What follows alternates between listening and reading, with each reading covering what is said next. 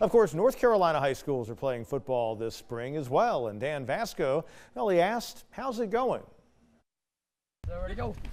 What began as a lost season for North Carolina programs. In the fall, I was watching high school football games and crying every Friday. Yeah, my feelings were hurt a little bit. Has now become Friday night lights in March.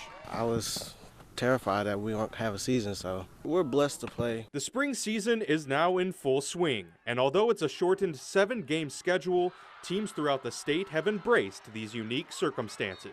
It's not really different. I mean, I'll play ball in any weather at any time. That's how much I love the sport. I would have been crushed for our seniors. They worked so hard for 3 years up to this time to get to play. So the guys that missed, I hated for them that didn't get to. I'm lucky our guys are getting to play.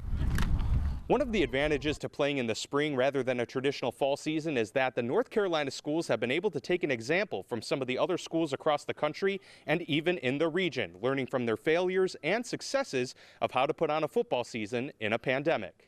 I collaborated with about a dozen of them about how they handle things, the protocols they use, how they do the buses, how they do practice, how they do locker rooms. So that was a benefit, no doubt. Some of those schools had to be shut down for 2 weeks because of COVID protocol, and we're happy that we haven't had to experience that right now. And with football wrapping up this April, they'll already have a head start on the fall, as this season ultimately serves as a perfect substitute for typical spring practices.